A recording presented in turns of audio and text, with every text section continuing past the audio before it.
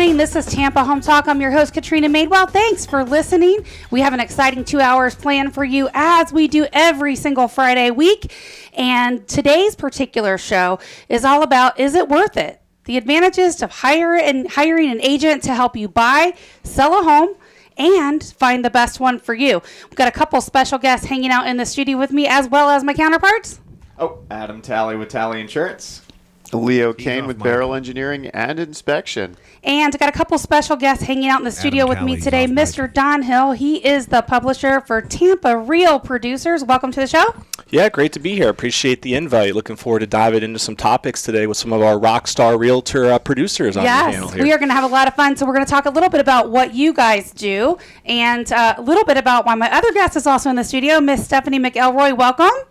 Hi, how are you? Good. She is also a top producer just like me and actually cover of the August edition. And so we'll talk a little bit about her feature in the magazine as well as what the whole magazine's about. So a little bit about Mr. Don Hill. So he's originally from Connecticut, and Don actually fell in love with Tampa. It's a story we hear pretty often while attending University of Tampa. Good job. Right. Beautiful school. Beautiful. I loved it, yeah. Changed a lot over the years, boy, I'll tell you. I know. Well, Tampa's changed a lot over the years, right?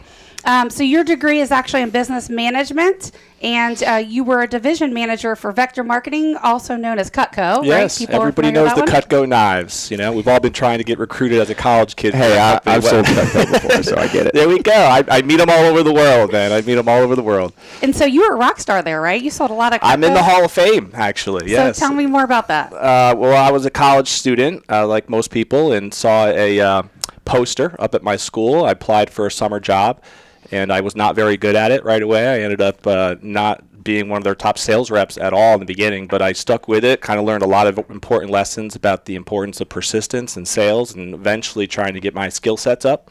And long story short, I sold Cutco for a summer, got to a couple of promotion levels, and then went through a management training program. And then as a college student, opened up my first office the following summer. I was a sophomore in college.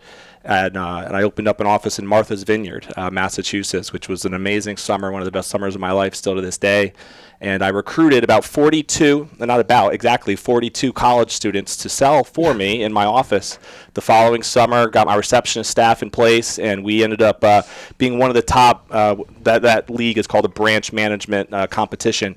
And we ended up being one of the top and most productive offices of that summer as a college student. So I closed it down, went back to school. That's when I went here to the University of Tampa. So back up. Let's just talk about this because this is Money Talk 1010, right? Tampa Bay's business address. So on this station, there's a lot of business people that listen. And so I'm sure the person listening is really curious. How did you go from like the snot-nosed college kid to, hiring well, I was still a snot-nosed college kid, even when I hired 42 people. So what did you learn? Like who came across your path that kind of changed your perspective or changed your way of thinking? Because you said you weren't very good in the beginning, and then now you're actually in the Hall of Fame. So what shifted for you along the way? Well, just to give you some perspective, my first check was for $13.42, and I'll never forget it. It's like ingrained in my mind. Barely gas money. Exactly right. Not even. Right. Not even. And well, so that was a full tank. I don't think he's quite that old. So that was my starting point, and I remember the actual moment of thinking, should I keep doing this? Should I quit? And there was a moment of decision of, hey, I don't want to be known as a quitter. I'm going to see this thing through. And I just wanted to surround myself with some of the top sales guys that were actually getting awards and winning things. So that's what you did. You shadowed them. I definitely shadowed them. I went on field training programs to watch other people do sales presentations. I attended our team meetings. I took, a lot of notes to try to improve. I got myself better on the phone. What did you see them do? Like, what's the things that you think really improved you to make a difference? I just had to learn how to connect more effectively. I had to learn how to build value in my product. I had to learn, obviously, how to handle objections like all professional salespeople do. And that still is always a work in progress. But those skills that I started to learn at the age of 19 years old, they never go away once you start harnessing them and developing them. Absolutely. Who were some of your biggest clients? Like who well, with the Cutco model, you were selling in homes, so it was families. You generally, if you don't know anything about the business, you start with people that usually family and friends, and you get them on board, and you sometimes get pity sales out of that. As you can tell, my family wasn't too pitiful on me because I didn't sell a lot when I was doing. That $13 check. Yeah, exactly. I sold a whole whopping $100 in my first 10 days when other people were doing much more. But Like I said, my focus became consistency. I just wanted to focus on the right number of appointments on a weekly basis, which is eventually what I became known as. Is they had this thing called being on the newsletter, which was selling $1,000 a week, and if you were on the newsletter, you had a successful week. You might not have been the top person, you usually weren't, but you were consistent. Went to work. Yeah, okay. Exactly. That's what it showed. So what did you do if you didn't have enough appointments and it was towards the end of the week? You made more phone calls. So you got on the hustled, phone. got in the grind. It was all about just, you can always generate appointments, just it was all a relation to how many phone calls you were willing to make. That's true. If you talk to enough people, you're going to get some appointments. Absolutely. For sure. I'm sure Stephanie can relate to that a little bit too. Oh, right? yeah. Absolutely. Absolutely. So you came here, went to college at UT. I did. So I And transferred that down kinda here. stuck you I here. was actually at Liberty University my freshman year in college. When I came home from Liberty is when I started the whole Cutco thing. And personal things happened. My father ended up having cancer, and he passed away during that school year. So I withdrew from Liberty my sophomore year and did a couple things locally in the Connecticut area. I'm from Danbury, Connecticut, is where I grew up. And I ended up eventually transferring as a sophomore into the University of Tampa as a business management major. So that was after the summer that I mentioned in Martha's Vineyard. So why that I Tampa? opened up. Why'd you pick Tampa? I had family down here. I've always loved Florida, and they were very smart. They started sending marketing pieces to Connecticut in the middle of the winter with beautiful palm trees, and they got me thinking about, man, I definitely don't want, I got to get out of this weather, right? So I went down to visit the campus, fell in love with it. It was beautiful, and at that time, I didn't really know much about Tampa. But I fell in love with the campus and said, this is where I want to be. Well, there's so much to do, right? You don't have to shovel any of that snow. Oh, I mean, it was a no-brainer for me, yeah. And they're, like I said, they're very smart with the way that they target the Northeast. My whole hall, when I was in my dorm that first year, was all students from Massachusetts, Rhode Island, New York, and Connecticut. I felt like all of New England was their marketing campaign. Awesome. So this is actually your third time publishing a publication, right? It Like, is. how did you go from selling Cutco stuff, being a college kid, into publication? So as I continued working with Cutco, I ended up staying there 10 years. Technically 12 years. And some of the people that I developed relationships with during that time frame back in 2004 actually started the franchise called N2 Publishing. So they had left Cutco in those years. I stayed all the way through 2012. They were in my ear throughout many of those years, just talking about, helping them get things started and wanting to have me join the program and all that stuff. So at that point, I wasn't very interested as I was building my Hall of Fame career with Cutco. But eventually, I got engaged, and I wanted to move to Florida, and I just felt like it was time for a change. So I talked to my fiance, who wasn't excited about the move at the time. I was like, they sell Cutco here. Those guys approach me all the time. Yeah, they really do, and they actually have really good programs down here for that. And I'm pretty good friends with a lot of the guys that do it here. But I wanted to just do something different, so I got out of my Cutco business, and I came to Florida and started an energy company, actually, with a buddy of mine. And that lasted about 6 to 8 months. We ended up not seeing eye to eye on the future of how we wanted to grow the company. And so after that, I said, all right, I'm going to look at this N2 thing. And so I talked to the guys who founded it. We connected right away, and I went through my first training to kind of learn what it would take to open up the franchise. So what magazine is related to N2? So N2 specializes in public community publications for Okay. affluent neighborhoods. Okay. So there's about So it's the 1,000 same of one them. we're in now, right? The same one, or Well, no? the Tampa Bay Real Producers is a division of that, and I'll Got touch on it. that. So Okay. it started, though, and our parent product has always been a neighborhood publication. So I actually own the franchise for Snell Isle and Tierra Verde down in the St. Petersburg area. There's about 20 neighborhoods, though, including Cheval, Hyde Park, Palmacia, Colbreth Isles, Davis Island. West Chase is in there. Water right? Chase. Or Water Chase is in there. It's one of those. So each one of those communities, has their own individual neighborhood publication that is bright, colorful, glossy publication that features the families that live in those neighborhoods. And it's very personal. It talks about, their hobbies, their pets, their families, their children, their favorite vacations, what charities they're passionate about. And so it's been a great experience getting connected with those types of residents that Yeah. live in those areas.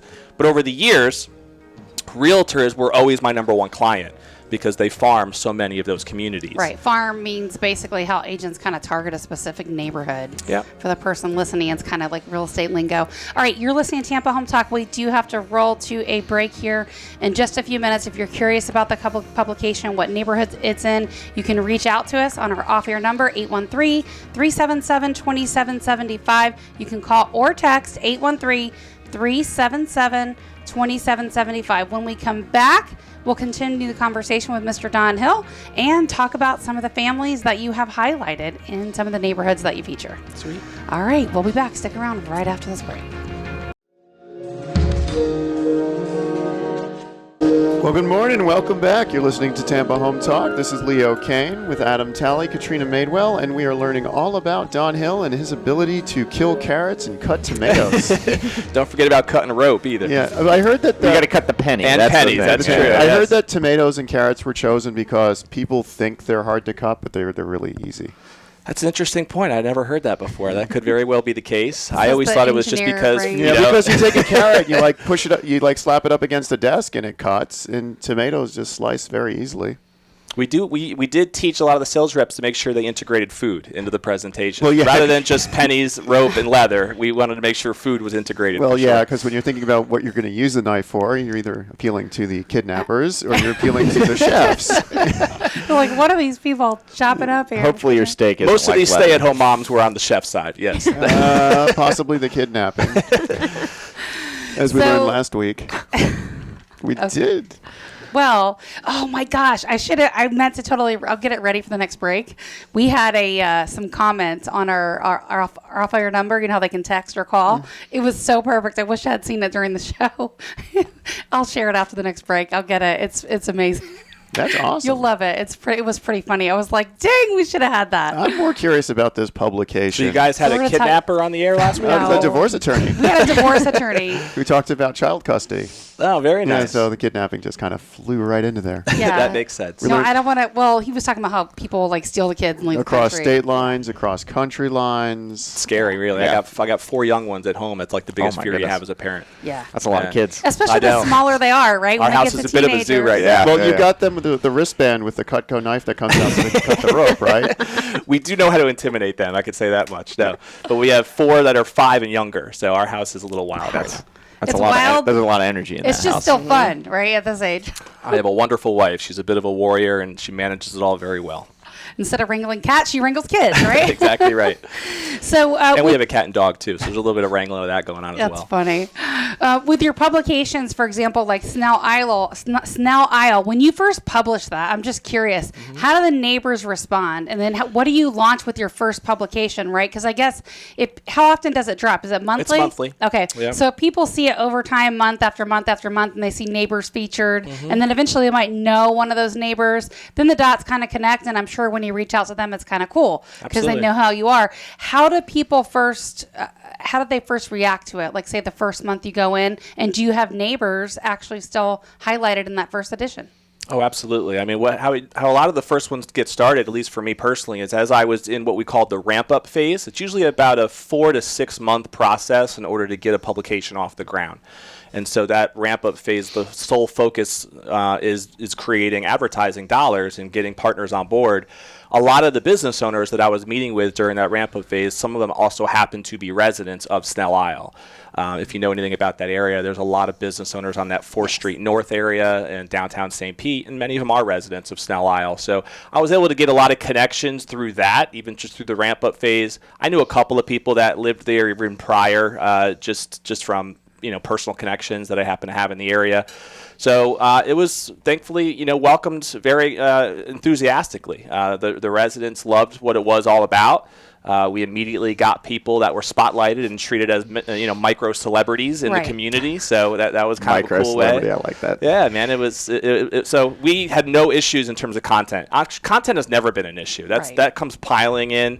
It's always just making sure we have the right advertising dollars to balance the amount of articles we can print, Yes. because we have to have a good ratio that makes sense. I got a question for you. Now, are you just delivering all these for free, or are they picking It it is up for free. someplace, or Yeah, how does there's that no work? residents. Okay. No subscriptions at all. Every resident who lives in the community gets it for free.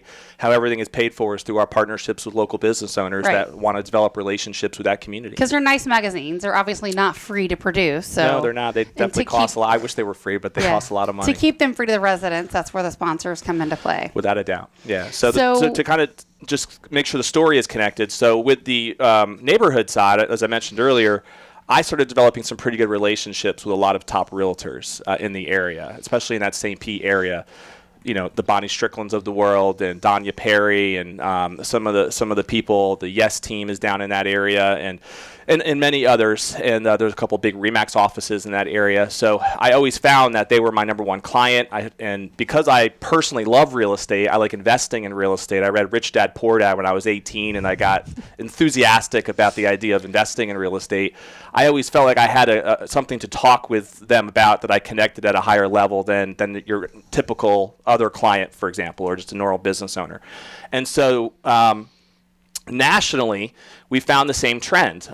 We had about 1,000 of these communities across the country, and we looked at it at one point and said, we have about 5,000 of the top realtors in the nation that are clients of ours. And so what if we came out with a platform that did basically what we do for the residents of these communities, feature them for free, tell their story, connect that community. The top producers in real estate are also very much a community. Right. And so that's where the whole idea of real producers came out of. And it generated in 2014 with a test market in Indianapolis. The realtors raved about it. It was a great magazine that featured, again, not just their listings and their business, but as Stephanie knows, it's designed to be about who they are as people, their family, Right. of course, what they're passionate about, their hobbies. And I think a lot of the top realtors just liked the concept that there are a lot of real estate magazines out there, but most of that is more about spotlighting their listings. Mm-hmm. And I haven't seen many of them that are focused on them as profiles about just who they are and telling that personal story that they might only share with their family and friends on their personal Facebook pages, Right. for example. And so we really it hit off, and then we added an event component to truly So try to before connect we them. jump into that, going back to the neighborhood, what was the mission of that whole thing when you guys launched it? Was it to connect the community at its core? Was the that the tagline mission? is turning neighborhoods into communities. Okay. And so just give me an example of a story, or who comes to mind first? Like one of the families that you featured in the neighborhood could be any of the communities that you serve. Who's the first one that pops into your head? I'll share Tell me with you about the two. story. There was an older couple by the name of Kay and Jean Yenny from Snell Isle that I got to know pretty well. They're both they were in their 80s, both in their 80s. Unfortunately, Jean has passed away now, but we featured them as a couple in my first year with Snell Isle. And then during our November issue, the next year, we featured Gene as a veteran, because he was a World War II veteran. And it was just an awesome issue. He was on the cover with an American flag draped behind him, and he was in his World War II outfit, and he Wow. still had it at his home. And we did a photo shoot at his place, and he ended up passing away about 6 months after that photo shoot. Wow. And Kay, his wife, came to me during one of our events and said, I just want to really thank you for what you guys did, because he took so much pride in that article and in what we were able to do to kind of spotlight his service over the years. And she said he wanted to share those pictures with everybody he knew, and they got spread out all throughout the country. Oh, and wow. so that really, that sometimes you don't realize sometimes when you can tell somebody's story how powerful that can really be. And so that was one example. And then another one that always resonates with me is, Bonnie Strickland is a realtor in St. Pete, and we featured her. I interviewed her in her home. She has a beautiful home there in Brightwaters Boulevard. And she had a little cute dog, a little fluffy poodle dog named Gator, who we featured in our precious pet section. And unfortunately, Gator passed away a couple of months after we featured Gator. And so I found out about that through somebody who wasn't Bonnie, and I was able to, we were able to get we framed that article that we did on Gator wow. and presented it to Bonnie as a gift, like in memoriam. Mm-hmm. And she was telling us that she had people that would stop her, like when she was walking around Snell Isle every now and again, just like wanting to console her for losing her precious Gator, because we were able to bring some awareness to that a little bit. So again, it's there's a lot of opportunities when you're in a publishing business to try to spotlight special stories, special moments, and so I can tell you more, but those are two that What do you jump out at find me. the magazines actually brought to the community? Like after they're circulating for a while and Yeah. people get to know each other and the micro celebrities like you talked about. Absolutely. What does that actually bring to the communities? Well, I think it does bring a sense of community, number one. I mean, I think nowadays especially, a lot of people, maybe decades ago, it was almost commonplace for you to know your neighbors Yes, very I was well. thinking the same thing. Yeah, and it really, that we've lost that, over the years. We're so connected that we're disconnected. Absolutely. If that makes sense. Yeah, and I think, it's a different world, of course, that we live in, and some of it is based on safety concerns and so forth, but I remember even when I was growing up, I knew all of my neighbors, and I to the point where I would be able to just walk in their home, the doors weren't locked, right? And I would be able to just go see a friend and literally walk in, not even knocking on the door, Yeah. and say, "Hey, is Billy here?" And I just remember those days, and I'm not even that old, but that was in the '80s. And things aren't really the same anymore with that. So, well, the internet and social media, it's really changed the way that we live, the way that we work, the way that we interact with people. Yeah. How many times have you seen a couple, or a family even at dinner, and everybody's on their cell phone, no one's talking to each other? It's sad. We have a rule in our family that there's no media at the dinner table, but it is sad to see It's that a at good restaurants. rule. Like to see more people actually like that. chime into that.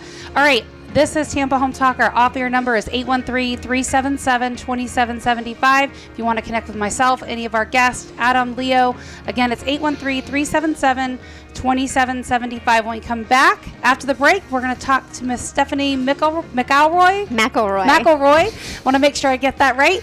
Featured on the August edition cover of Tampa Bay Real Producers. And we'll talk about why you're here, what that is, and where we're going with it next. We'll be back in just a minute.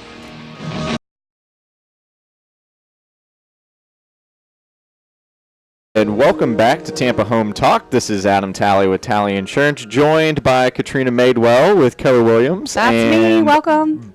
Leo Cannyn of Barrel Project Engineering and Inspections. And today we have some awesome guests. We have Don Hill, who is the publisher of Tampa Real Producer, and we have Stephanie McElroy, who is on the cover in August. So let's get into it. What is this Real Producer platform?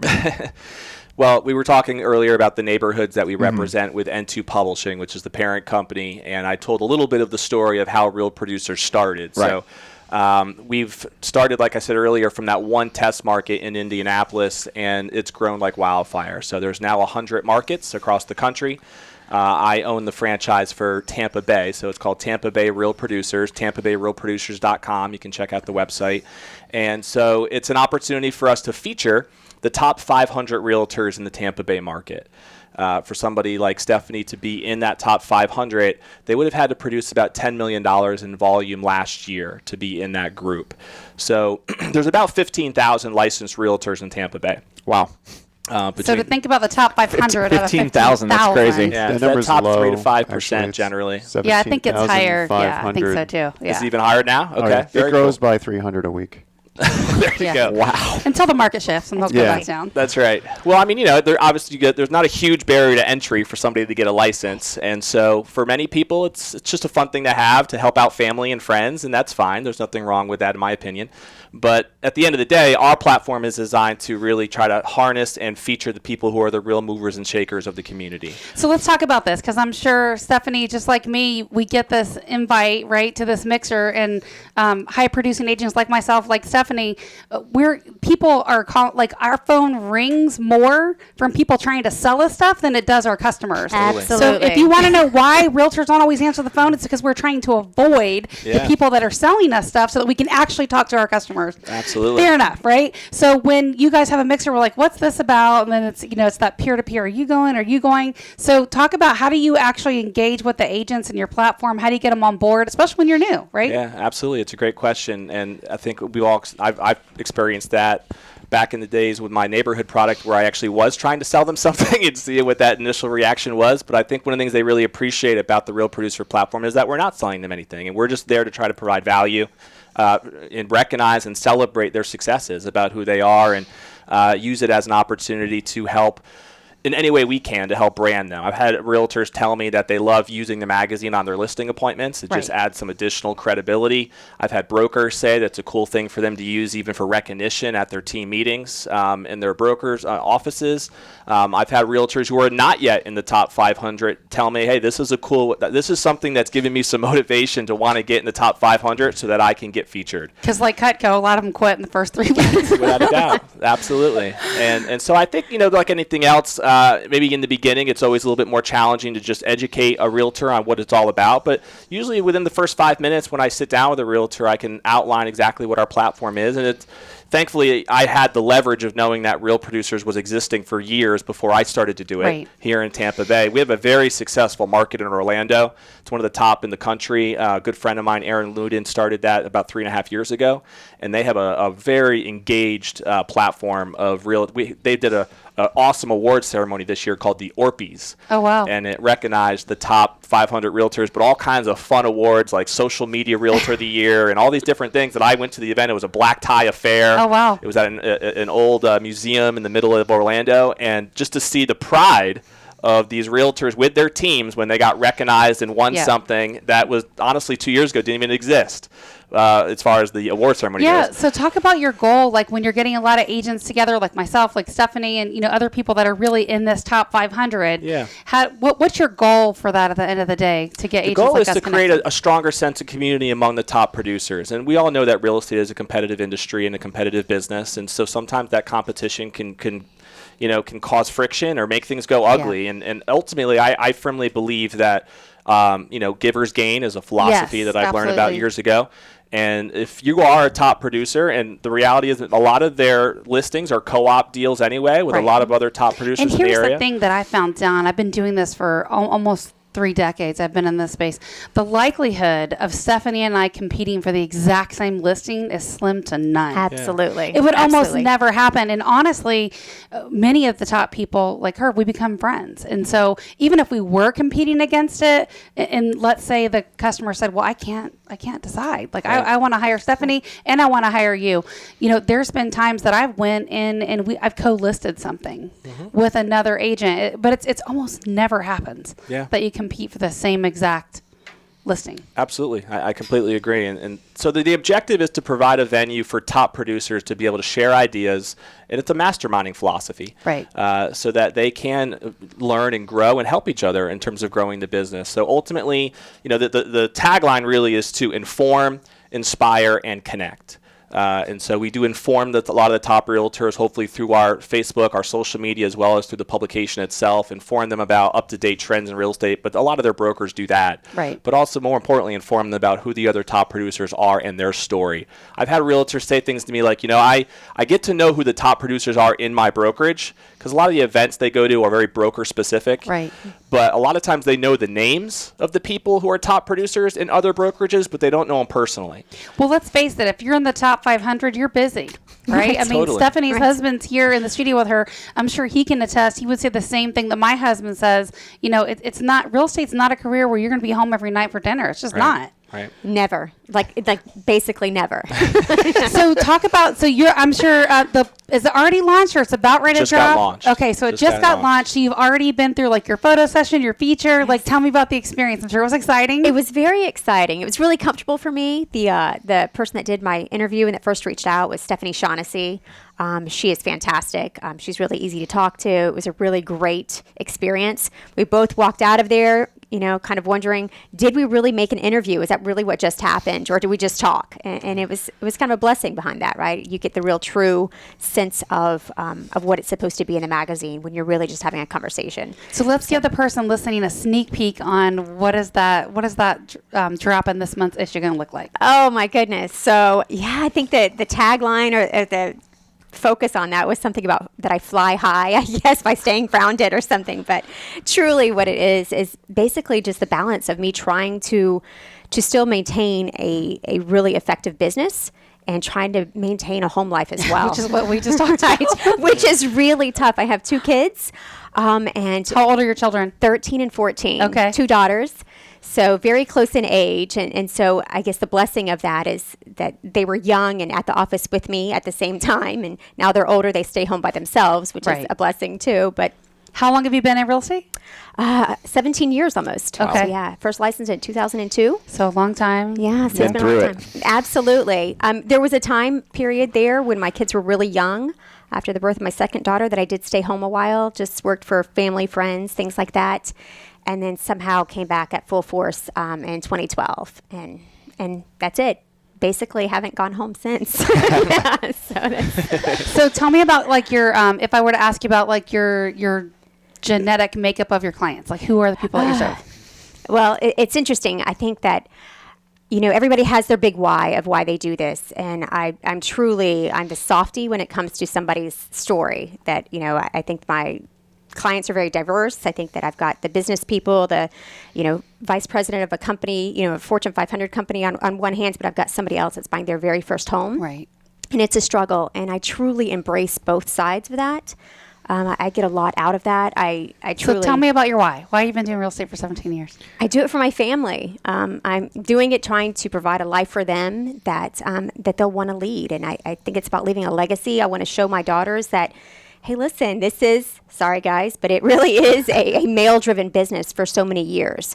And I think that it's really important to show them that, hey, we can do this too, and it's okay. And I think those numbers have flipped pretty drastically, right? Leo, you probably know the metrics on the male-female ratio in the realtor world. Do you know that answer? Well, I know from going to a lot of GTAR events that most of the time the room is filled with older women on the new realtor sessions. I'd say it's about 70% older women to 30% older men. Yeah.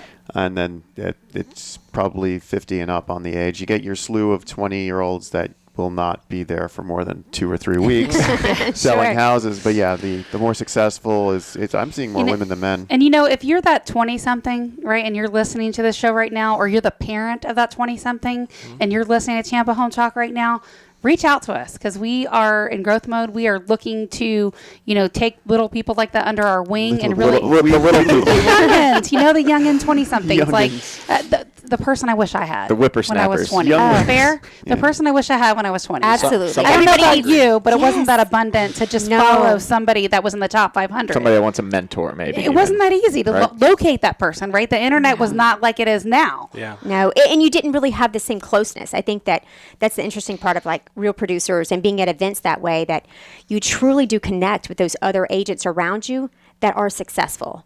It breeds success. If you have conversations with people, that's who you want to aspire to be. That's what you want to try to reach for. It's great to be in a room full of successful people. And in the day and age of e-sign, it's not like it used to be where you got to know the agent really well. I mean, there's agents I've done more than one deal with, and I've never met them in person. Can I tell you something? We actually did a deal, like I think it was like 20. Your name sounded familiar. That is so funny. I was like, I know the name, and I knew who that was. Nice. Absolutely, but we never met in person. Do you remember which house that was? I have no idea. I don't either. We'll have to look that up. I couldn't tell you that part. But your name sounded familiar. I thought we had worked together when I saw it on the outline. But yeah, it's there's many times we have don't connected. go to the same closings anymore. That they're split closings. It's buyer, it's seller, and nobody's there at the same time. Yeah, so. and they do that because of the day and age of privacy policy. Oh, and, absolutely. I mean, think about it. If someone's got a memory like an elephant, right, and they're the seller, and they're sitting in there while the buyer is signing their loan docs. I mean, page 1 of their 1003 or their loan application has everything you need to sell It is somebody's not identity. good, right? It's strange when you think about the fact that everybody was in a room together all at the same time discussing somebody else's financial arrangements in front of a seller. It's really strange that was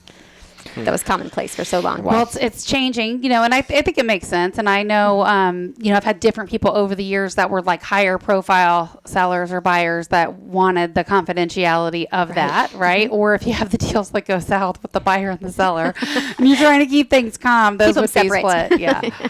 So there's been times that literally like the buyer and the seller are so mad after negotiations that you can't even keep them in the same room. It's hilarious. It's really not. It's really not. It's only funny to him because it's not his. Correct. Yeah. All right. When we come back here on Tampa Home Talk, we could give you 1,000,001 reasons why working with an agent like me, like Stephanie, will benefit you. But we'll talk about how the top 500 differ from the other 17,000 in Tampa Bay. How does that sound? Fun? Sounds fun. Like it. All right, our off-air number is 813-377-2775. 813-377-2775. You have a guest on our Facebook Live, Leo. Make sure you say hello. Oh, it's Brian. Hi, Brian. And we'll be back right after this break. Again, 813-377-2775. You can call or text. We'll be back in a moment. Well, good morning. Welcome back. This is Tampa Home Talk. You're listening to Leo Cannyn, and I'm going to talk about our next hour for 20 seconds. Okay, Go for it. ahead. Because Go. we got the next hour, got a 20-second timer here. Go. So in our next hour, we're going to have Engineer Alexander P. here from the City Planning Engineer of Stormwater Engineering Division. He goes by Alex. Alex, I am going to grill him about it's gonna be so stormwater. fun. It's going to be awesome. Just wait, because if you don't know about this, and there's stuff I don't know about it, so we're going to learn some stuff in the next hour about these red line properties. 20 seconds is flood. up. So back to Stephanie McElroy. Okay, wait. Talking Before we about, dive in, we're already diving in. No. I got to give a shout out to our Swoosh. listener last week that texted us. Remember with the divorce attorney? All right. So here's what they text to the APS number. They said, marriage is like a deck of cards. In the beginning, it only takes 2 hearts and a diamond. By the end, you wish you had a club and a spade. Oh, my gosh. If you're listening right now, that is so spot on. I wish you had called in last week and shared that real time because that was so spot on. It would have broke up some of the oddness, right? For none of us that are divorced. No, I was very Studio informed. last I've week. learned so much last week, and I actually did sit down with my wife and discuss about all the things that we learned, and then we decided it would never be for us because it was just too difficult. So if you're thinking about divorce, don't. It's a long process. It's very wow. You better have a club and a spade. Better have a club and a spade and 3 years to kill. So yeah, but back to marriage of house and person. Yes. Wow. What a segue, by the way. Back to you Katrina. killed it. This guy's a pro, man. He's Yeah. done this Oh, yeah. So talk about it, Stephanie. How do you think we're different, right? How do you think you're different, being in the top 500 agents that actually sell some stuff and go to work? Right. I think that the interesting part is that I think it takes all kinds of agents, right, to work with clients. I think that it really comes down to relationships and how you connect with that client. That's why you and I, Katrina, we could go to the same client, and we're going to have a completely different experience with that person. Right. And I think that you've got to find somebody that's knowledgeable and that you trust. And that's where it kind of comes down to it. I'm a very honest agent. When I go and speak with a seller, I'm very honest with them about their situation, whether it's financial, whether it's the condition of their home, that kind of stuff. And they do appreciate it. So Here's the thing I want to highlight because I don't think it gets talked about enough, right? With 17,000 agents just in the greater Tampa Bay area. I know you've had this transaction, right? Where on the other side, the agent's really, really green. Oh, yeah. And so everybody's been there, right? Somebody's going to do it at some point or another. But here's the thing. I mean, when you're buying or selling a property, it's most people's largest asset. It's their largest liability. It's their largest monthly payment. It's the biggest, most expensive thing they own. So with that being said, when there's an agent on the other side of the transaction and they send a contract that just doesn't make any sense. I mean, this is a legal binding contract that an attorney would shred that up in court. Like they would have fun with that agent. I think you got to really be careful and ask questions about who you're working with. There's nothing wrong with working with somebody new, right? Like if your brother, sister, mother, cousin just got the real estate license, there's nothing wrong with that. My only suggestion would be make sure their broker or somebody else is actively involved in that transaction. absolutely. I think that's where mentors are key. In brokerages that you have a new agent and they don't really know what to do or how to protect that client's assets, right? How to, just even as simply as protecting them and their escrow deposit or making sure that their inspection goes well and know what to do and how to negotiate that after the fact. I think that really gets lost because that's not what you learn in real estate school. Nobody goes and sits in class and learns how to really sell real estate. You learn real estate law, you learn real estate math, and that's really good information, Right. but it does not teach you how to actually use it in a practical sense. So And the inspectors, I know Leo can chime in on this. So a lot of times for buyers, that's like the scariest thing when they get back this 75-page report that looks awful, and sometimes it's a 75% piece, but it's deemed as a safety hazard, right? Well, yeah, I mean, we try and structure that in the report and preface that we're hired to tear a house apart. Yeah. That's what you want, though. As a consumer, Yes, as a you buyer, do. I want the inspector that's going to go in and tear it apart. 'Cause Absolutely, you want to yes. know what you're getting into. I tell people that, you don't want to hire the cheapest inspector you find because you Right. pay for, it's like with anything, you pay for what you get. Absolutely. And so your home inspection is your insurance policy to make sure that you get a good house. Absolutely. Right? You can totally relate to this. And so it's our job as agents to kind of ground the buyer and the seller on the other side, to make them understand if you got a Sylvania or a Zensko panel, you're going to have to change that even if you get a cash Stab buyer. block. right. Stab block. I yeah. figured you'd have some fun with that one, Adam. Oh yeah, well the inspections. That's where I sometimes am the bearer of bad news when Leo goes out and tears it apart, and I get a 4-point that like she was saying, if you don't know how to negotiate with the seller on Right. some of the fixes, you're not buying that house. Yeah. And can't get that's it. insurance There's a on way it. around it. You've just got to know how to handle it and Absolutely. how to manage that and just guide everybody. You know, people, I would say a lot of our clients more than ever really count on us for really good vendors, right? Right. I mean, Leo, you know, we've talked about this. Not only are you a show partner and a sponsor for Tampa Home Talk, but our thresholds for entry are really high. Like if your customer service sucks, if your inspectors were awful and they missed some stuff they shouldn't have missed, we're kicking you off of our list because there's no dollar amount worth it to me. And I remind them of that every week in our staff meeting. I'm like, I can't lose my slot on the radio show. Well, you also have that buyback guarantee that we don't Yeah. talk about enough.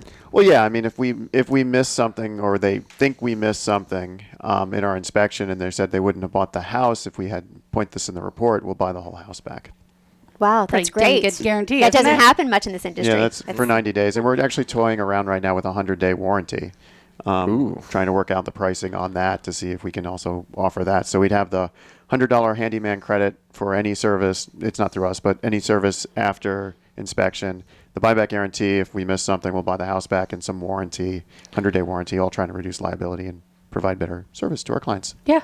Which is great. It's very about cool. keeping them informed, right? They need to know what they're up against. They need to know what house they're buying. And that's it. If it's got some flaws, that's okay. Yeah. You've got a way to fix it. Well, I tell them every house is going to have some stuff. I mean, you guys find Right. defects on brand new homes all the time. Oh, no, that's I won't. He's got my you mortgage, it's worse. you don't get me started about new construction, especially with Senate Bill 7103. I can talk for hours about how construction standards have just plummeted into the toilet. Yeah, well, that's exactly why you hire somebody like Leo to do your your 4 different stage inspection during new construction. You must be having a field day then up and down 54. There's new construction all over the place right now. Our biggest department right now is litigation support. Wow. And Senate Bill 7103 just made it that much easier for a builder to skirt the building code. Wow. All right, we'll have to I'm writing that down on my list. Leo will make the topic. That's for the next Tampa show Home Talk. right there. With Yeah. Bill. Yeah. I don't know about the next one because we're booked for a month out, but yeah, we can maybe a month we can later. spend an hour on how House Bill 443 and Senate Bill 7103 has crippled the construction industry as far as quality goes. Wow. Let's get these politicians in here and hold them accountable. So real quick, we have a short window of time here to wrap up Tampa Home Talk the first hour. Stephanie, what do you say your biggest challenges as a realtor? Oh, gracious. It's really it's relationships. I think that maintaining relationships. I love to have relationships with the agents that I work with. I sell more houses by just actually calling agents and telling them about my listings. Yes. That's really what does it more than anything, more than MLS. It's having those relationships over Yes, the phone, sending them an absolutely. email when you've got something new. We tell our buyers many times we're going to help you get that offer accepted if you hire me. 'Cause we know the Absolutely, agent on and the other that's side. it. So the challenge is making sure that other clients actually realize that's your Yep. benefit, that's your value proposition, is the relationships you have Stephanie, with others. Don, thank you so much for joining me for this hour. We're going Thank to you. wrap it up. Remember, love Thank where you you. live, or we're going to fix it. Welcome home. Awesome. Thank you.